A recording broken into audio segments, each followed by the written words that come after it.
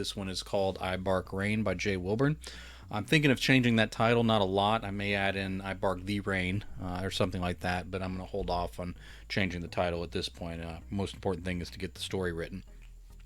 Honestly, when I sat down, I didn't have a solid idea of where this was going. I know the name of the dog, I know the name of the little girl, and I know the name of the town.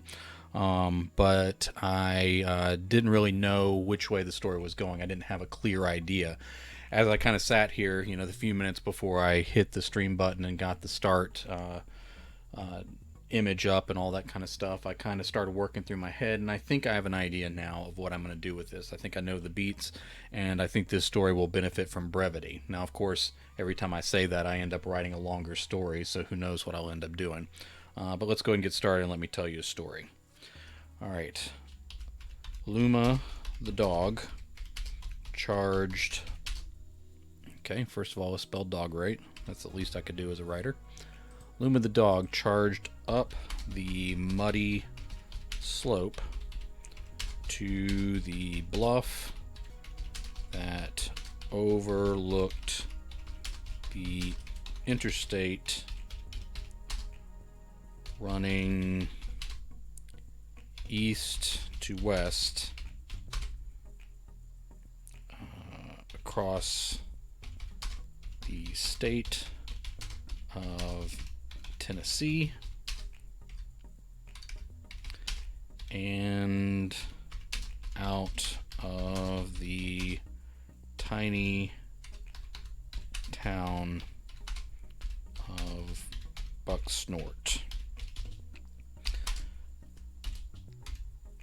Tamara Reese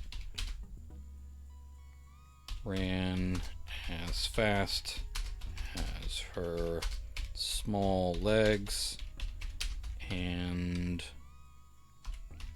rubber boots would carry her after her dog. All right. So we got a first paragraph. Bucksnort, Tennessee is actually a real place. It's sort of just an exit off the highway, and I always thought it was a crazy town name. And have family in Memphis, so a lot of times I would travel through there, and for some reason that just happens to be sort of a spot where I end up stopping to go to the bathroom or something, and it really isn't the best exit. There's not much there. I'm probably going to talk about it a little bit, and I've actually looked at it on maps and found people talking about it online. There's not a lot of people who talk about it because it's not much of a place. It's kind of it's hardly a wide spot in the road. The only reason I know it exists is because that's the exit name, and of course the name stands out. But there's really not much around. I think there may be a little more now than there used to be, but you look around on Google Earth and it's hard to identify the town that goes with the name Bucksnort. But I have used it in more than one story because I like the name a lot. All right. She screamed for the dog to stop.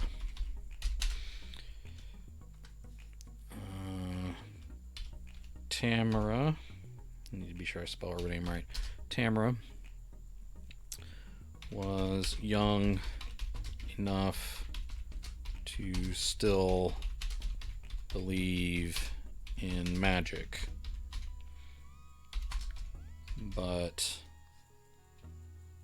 old enough to know when there was trouble. Okay. I've been reluctant to give character ages at this point, and it probably is the wrong move. It's the wrong move not to tell how old a character is when you're dealing with someone young, because it shades how people view the character and that sort of thing. My problem I'm running into is even that parents of children, especially people who don't have children, have a tough idea of figuring out what kind of behaviors are appropriate for what age. Like, how much does a kid know when they're 7? How much do they know when they're 10? How much do they know when they're 3, 4, or 5? And then at the same time, knowing how innocent they should be. So there's a disparity among readers about deciding, okay, the behaviors of this kid are too young, or that sort of thing. So everybody kind of has a different idea of what those things are, and a lot of times those things don't align. So you can almost depending on the story, depending on how crazy the story gets, you almost can't pick an age that works for a child protagonist, really, because a lot of readers don't have a clear idea of what those ages are. And even if you're a parent, you kind of forget what your kid was like at 3, 4, and 5 once they're a teenager. And a lot of times I found myself looking back on Facebook at memories that would pop up, and I would think, okay, my kid. I would write down things my kids said because I thought they were funny, and some of the things they said, I'm like, wow, that was. I didn't even realize. I didn't even remember they were talking at that point, kind of thing. So I've kind of been cheating with stories in a sense where I don't give the exact kid's age. I kind of give a hint that they're either younger or older, but I refrain from giving an age so that the reader can kind of impose the age that they think is right for the character to do the things they're doing. Now, of course, I think that throws a lot of readers. So I think I'm giving up more than I'm gaining when I do that. But it's kind of it's it's kind of the direction I'm going right now. So I'm sure it's going to be a habit I'm going to need to drop at some point. I'm pretty sure editors aren't going to let me get away with it for long. All right. Her heart beat hard inside her yellow slicker.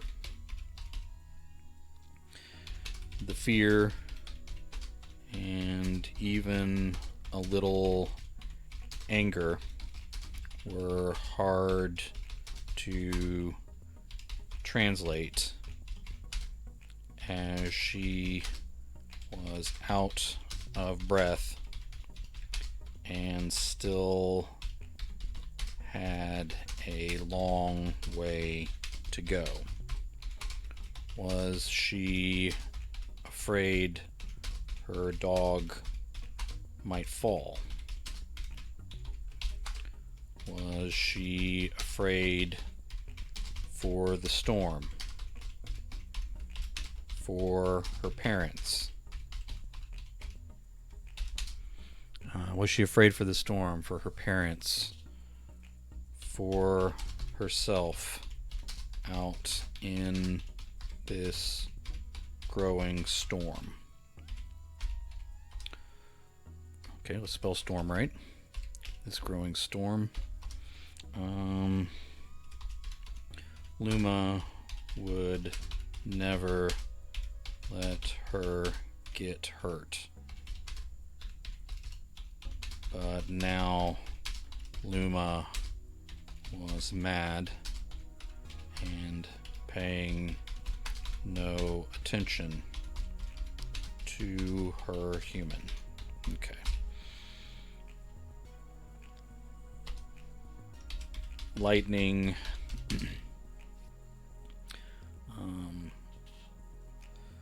lightning cracked the sky in dead white brightness.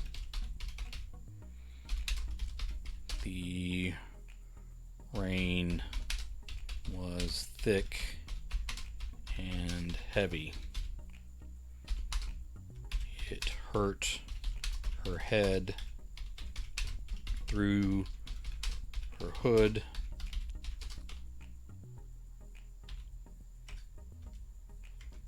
And the driving noise, good grief, let's hit some right keys here. The driving noise stung her ears.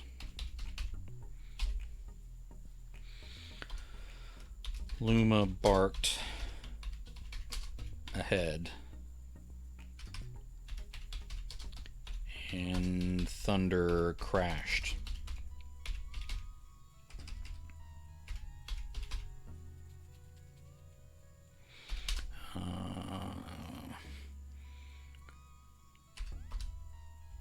Tamra fell to her knees, painting them and her hands in stinking gray brown mud. she couldn't possibly be in any more trouble today. So she crawled upward through the slop.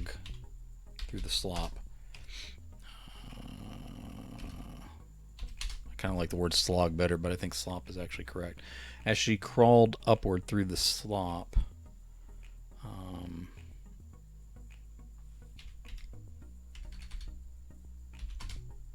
so she crawled up through the slop, screaming Luma's name over and over under the roar of the storm. Rivulets. All right, let's spell that correctly. Rivulets of muddy water dug away at the saturated ground of the eroding slope. Near the bluff, too near, much too near for Tamra's mother not to faint if she could see her daughter in that moment.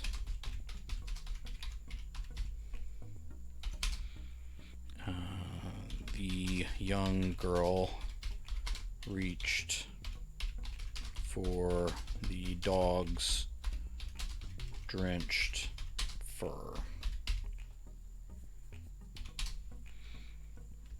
Tamra thought of her mother a little, but thought of what it would be like to fall from this great height even more. Mom wouldn't see, though. Alright, let's get this story moving along here. Mom wouldn't see, though. She did not have powers like Luma. And Mom's eye was swollen shut shortly after Dad drove off in his rig. Then the dog had broken out of the house, and Tamra was afraid of what her dearest companion might do.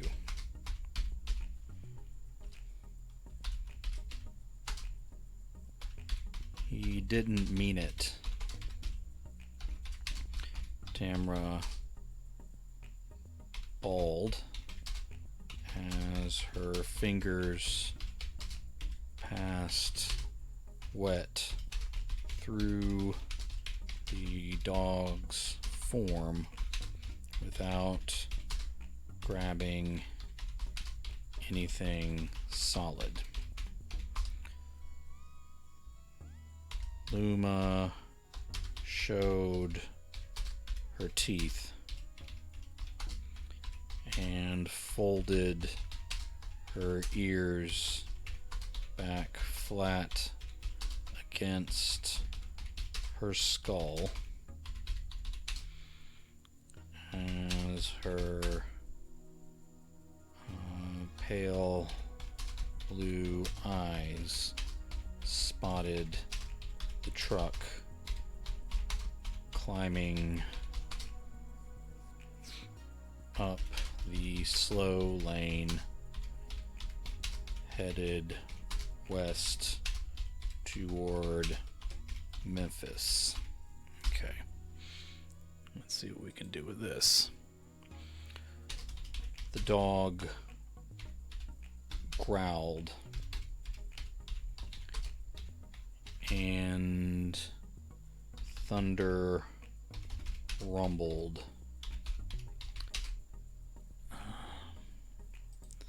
Thunder rumbled in angry harmony. You stop it, Tamra screamed. You be a good dog and stop this right now. Luma paid no mind. She was normally obedient, but this was a bad storm, and somewhere deep down, Tamra felt that her dog was still trying to protect her. Okay.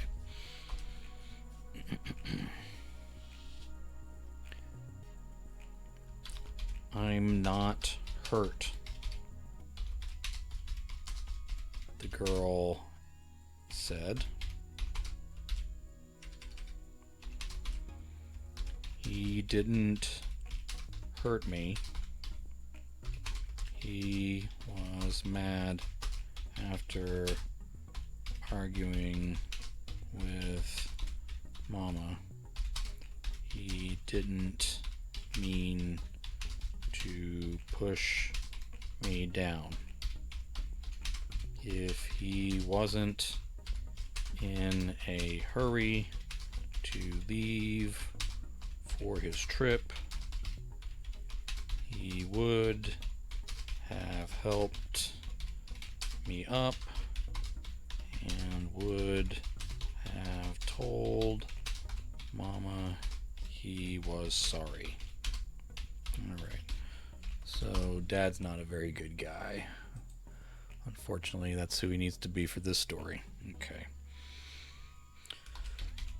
Luma barked and lightning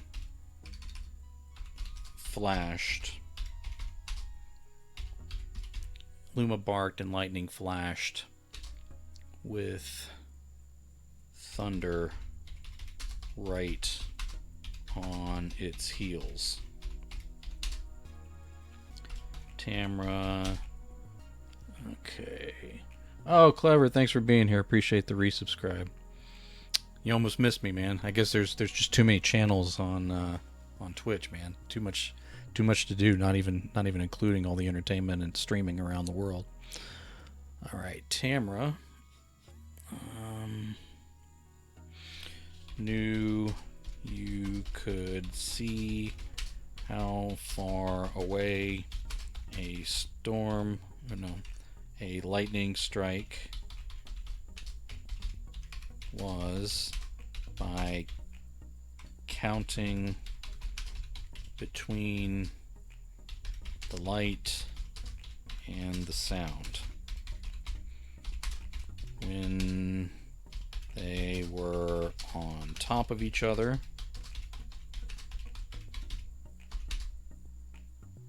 she supposed that meant The lightning was on top of you too. She should not have been outside. All right, I've got too much fluff on my feed, man. Too much. Everybody's trying their best, you know. Good stuff out there. All right, she should not have been outside. Luma barked some more and shook her whole body with the force of her anger directed at the back of Daddy's truck. Each sound raised the intensity of the storm until she couldn't hardly see the road anymore. Okay. Only the lights on the rig showed its progress. She did see trees fall on both sides of the highway. Last spring, there had been a large storm. By coincidence, it was when Dad had been drunk and angry again, throwing Luma, I think I'm spelling her name right every time, throwing Luma outside where she scratched and barked at the door until Dad was asleep. That night, the ground had soaked. And the trees had pulsed with the wind as the roots slowly tore free of the earth. In this storm, the trees were already falling. Okay. This doesn't solve anything, Tamara shouted. It was raining so hard. She accidentally sucked some water up her nose and choked. As she regained herself, she saw the mudslides overtaking the highway. Tamara lashed out at the dog. Don't you kill my daddy. Don't do it. I'll make you leave if you do. Luma went on barking. Maybe the beloved dog was willing to give up her home to be done with Mr. Reese and his reign of terror for good. Asphalt. Yeah, I think I can make this a good short story. Asphalt. If I can spell asphalt correctly. All right. Asphalt broke away in big chunks behind the struggling truck and washed away on both sides of the disintegrating highway. More trees collapsed under the mass as the pieces of road slid down into gullies and ravines. Okay, I misspelled that. I don't think that's correct, but I'll fix it later. All right, down into gullies and ravines. It appeared the world was crumbling away behind her dad and gaining on him as he still climbed the hill through the torrential downpour.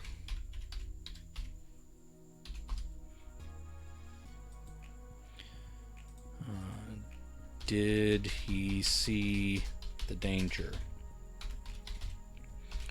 Was he... Okay, let's say he had to be. He had to, all right? Did he see the danger? He had to. Was he afraid? Did he have any idea? Did he have any idea that this was his fault for how he treated his family? Okay, let's put a question mark there. Did he know what their dog was capable of? There was no way he would allow something more powerful than him to remain in the home if he did. All right. Okay.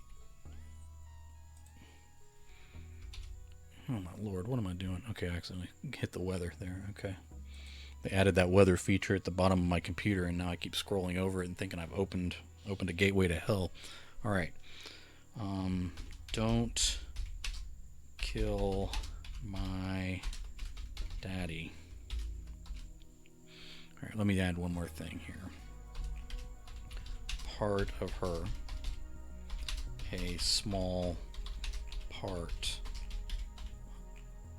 that was full of shame for Tamra. Kind of wanted her daddy to be gone for good, even if it made her mom sad. Okay, that'd be lowercase. Mom sad, even if it cost them the house and everything. Dead men don't hit. They don't lie. They don't break promises. Okay. Don't kill my daddy. Tamra threw herself at Luma and splashed right through the powerful creature.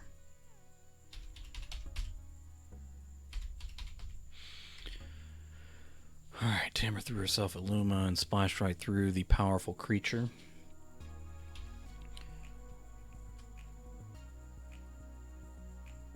I'll make this its own paragraph because we're going to have some bad stuff happen here. Alright. Tamra threw herself at Luma and splashed right through the powerful creature. She slid along the muddy height and spilled over the edge, seeing the remains of the highway far below tilt into view. She did not scream. Okay, let me fix that real quick, sorry. She did not scream or cry. Everything in her locked up in mortal fear as she went over with nothing solid to hold on to. Luma tore her vengeful blue eyes away from the truck and locked solid jaws on the rubbery edge of Tamra's raincoat.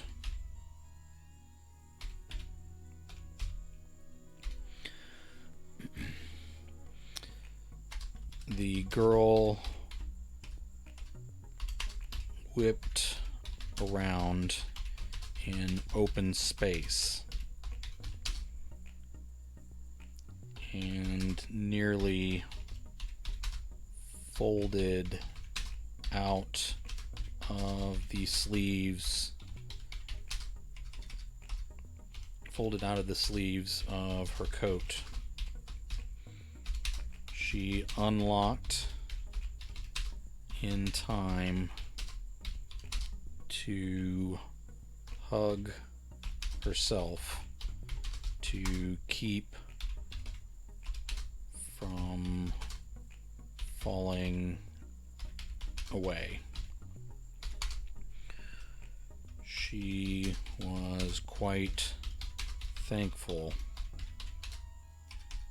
all the rain and Mud would hide that she had wet herself.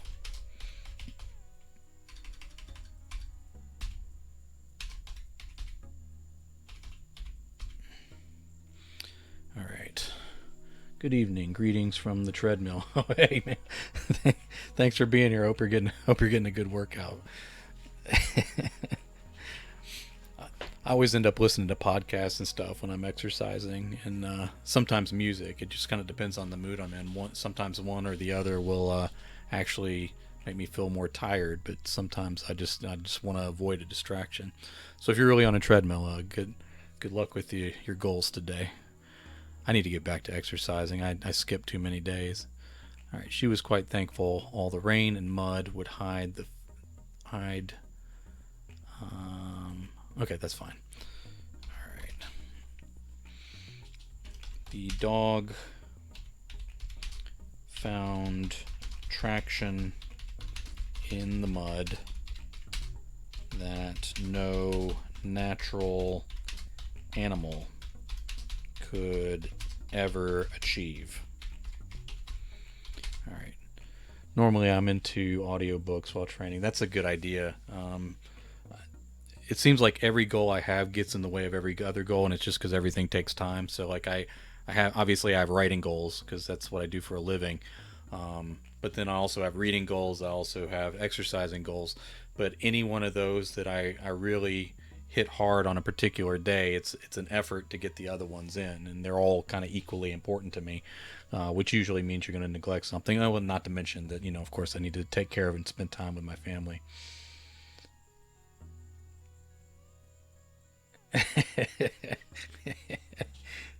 Incognito ASMR. I should start a whole channel just for that.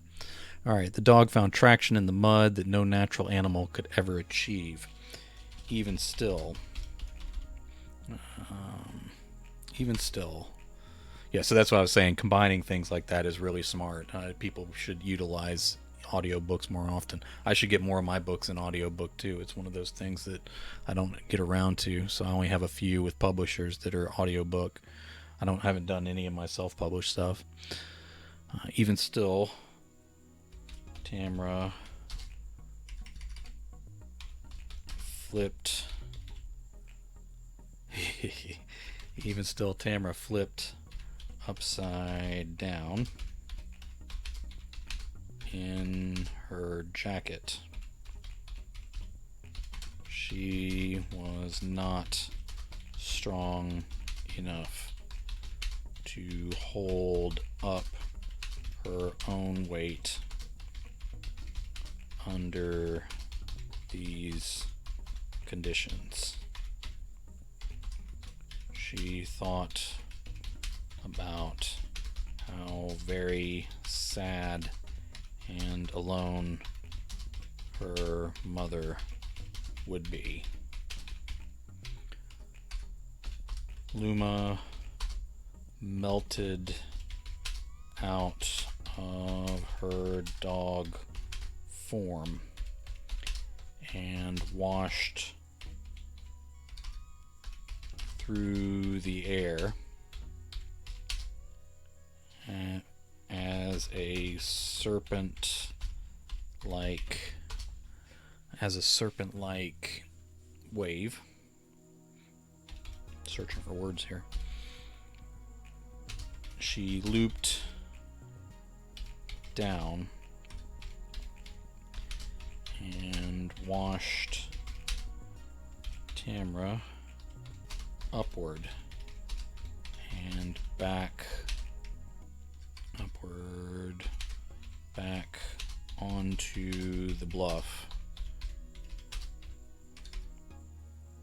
on the bluff and several feet away from that failing edge.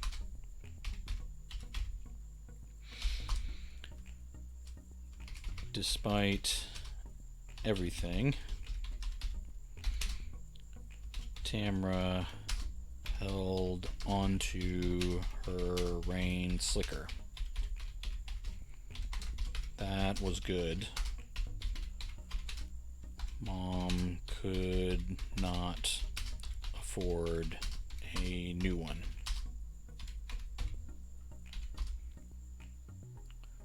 Luma, a dog again, stood quietly next to her human.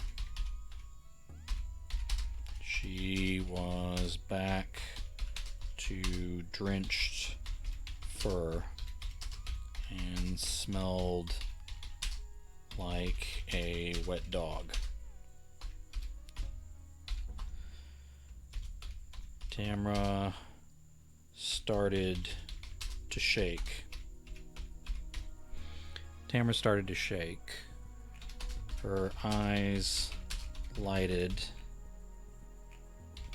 on the top of the next high hill where the lights from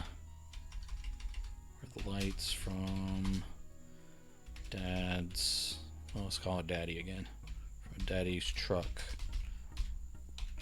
vanished over the top. Alive, well, and away. She burst into tears and sobs that shook her entire body.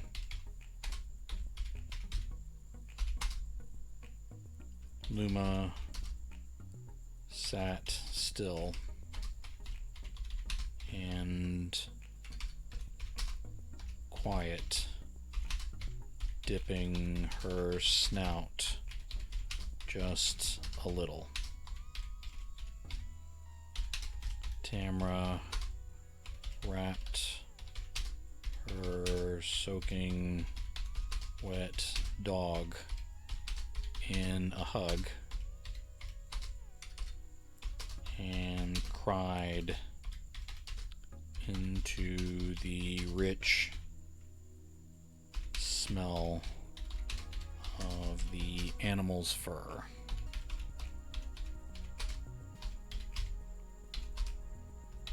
By the time Tamra calmed down, okay, I put a comma in the wrong place. Let me fix that real quick. By the time Tamra calmed down, the storm had dropped to a weak drizzle. I just heard something outside. All right. By the time Tamra calmed down, the storm had dropped to a weak drizzle. She leaned on her dog as they returned home, muddy, wet